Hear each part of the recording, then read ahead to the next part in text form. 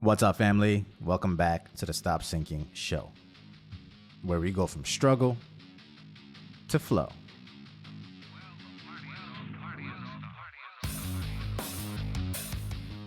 I feel a bias in my heart that I want to communicate. And it's one that I am unfortunately starting to see in others as well. A lot of the relationship tactics I tend to talk about and the mentality behind all of it, unfortunately, hinges on one major question. What's at stake for me? What's at stake for that person? So why do I say it's unfortunate? Let's lay some groundwork so you can see why. In the nature of every person, there is an innate need for survival, which means it boils down to when all else is against the wall, the main question that everyone is looking to answer is, what's in it for me? And I don't think that's all bad. It can definitely turn into sociopathy and narcissism and an overzealous amount of self-importance, but you can't necessarily call it bad or a flaw if it helps protect you at the same time. But we're often imprisoned by the same things that free us.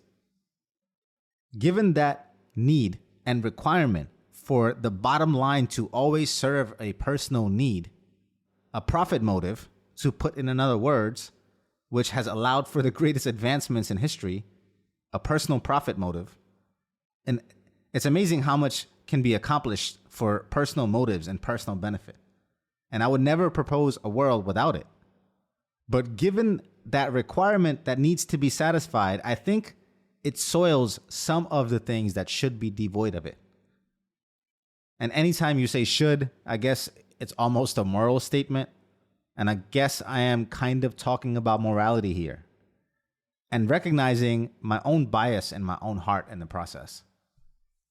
As much as I would hate to admit it, I feel and empathize more with certain things over other things. And there's a fine line there. And I don't know what exactly causes one to lie on either side of that fence of empathy. But there's definitely a line of bias somewhere. And that also means sometimes I treat people or treat things with more or less care based on what I believe is at stake with it or with them for me. And I really don't like that. I feel there should be, again, morality-wise, should be ways we behave out of pure principle that should not be situationally affected. Meaning it shouldn't matter whether something is at stake or not. I should act the same way regardless. But I don't necessarily see that play out every time in me.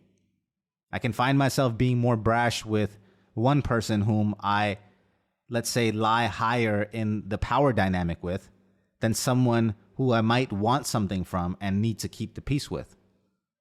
And I don't like that. And I don't mean I treat the waiter or service workers rudely because there's some facet of empathy still there for me with them. But I definitely have abused salespeople, people that have the career that I've had for as long as I've had it, and especially ones that don't have the type of qualities that I like, ones that I catch in a lie, ones that are incompetent and try to make up for it and overcompensate. And I think the power is with me in that scenario to buy or not buy. So I have found myself being more brash with salespeople. But with my real estate people or people I have tied or invested relationships with, I find myself being more diplomatic.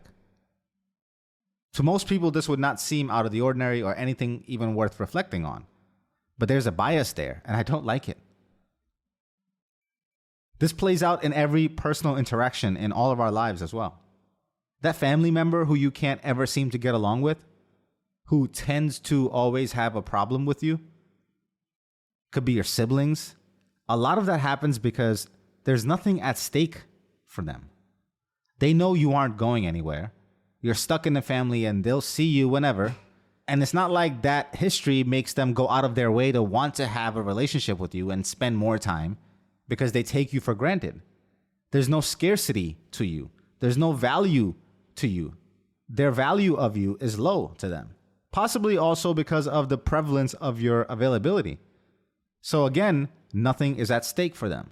And that makes negotiation, possible peace, very difficult to achieve, very difficult to create together. Again, there's nothing at stake. And their answer to the question, what's in it for me, doesn't result in much with something that they take for granted, something they don't feel they have ever had to work on to keep around you. So that becomes borderline abusive and seeds all sorts of disharmony. So it's clear we're never really getting away from having to solve for this personal motive. But again, is that something that should spill over to everything? Because doesn't that soil the act?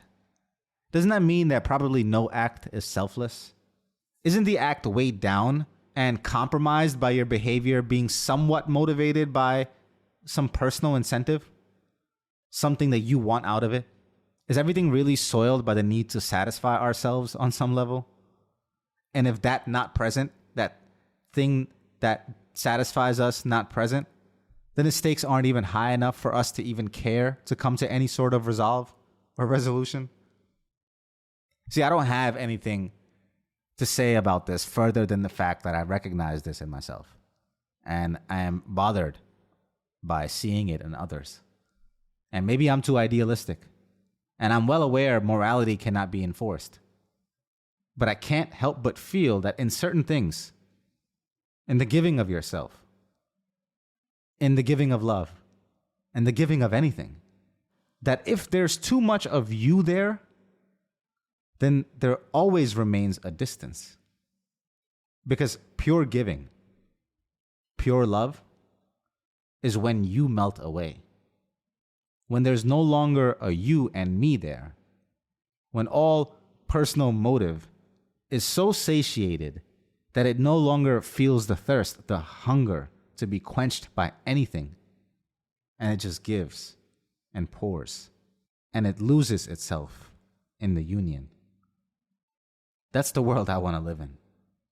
Don't you? I love you, family. Stay true. See you on the next show.